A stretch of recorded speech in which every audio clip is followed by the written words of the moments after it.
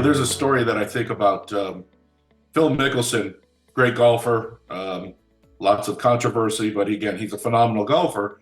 He came out and he started playing golf with these sunglasses. People searched and searched to try to find out what those glasses are. With Unisense and AI now, you're able to identify those glasses, not only identify it, but find out where they're sold, their best prices. So imagine, the retail benefit and the idea that before you and I would sit there with two laptops going, they look like this, but they're not that. And with AI, we're able to take it. And I don't even know where I went with that. I was just thinking about something you said, where this idea of the consumer experience and making it more seamless. I think that's where AI comes into it. But again, it's not changing the world. It's changing the world, but it's not changing us.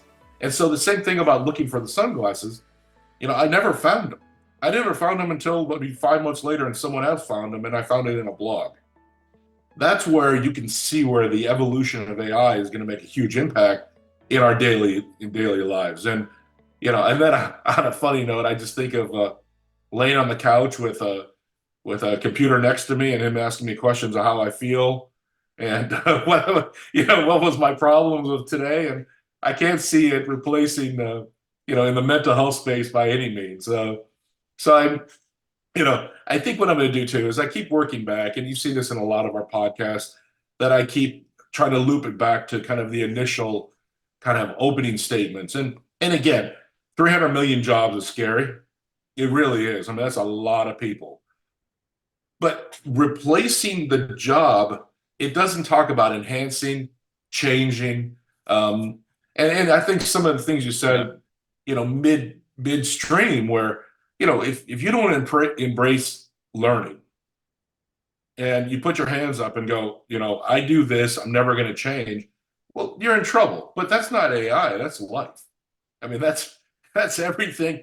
If I just go, the only time I do advertising is direct mail. Well, I'm not going to have a job because it's evolving and changing. You have to continue to learn. And also the biggest thing I think you took away, or I'm taking away from what you said, is to be agile.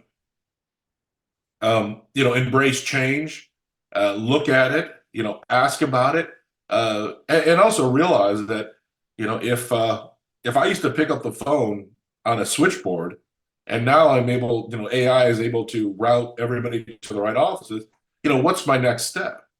And what's my next role? And I think that's where embracing AI is a big deal. So, go ahead, Brett. Yeah, no, I think that says it all, Kevin. And just looking at the job growth from 2019 to 2029 projected means that there's some phenomenon already happening where the jobs are moving in a different direction. New jobs are being created.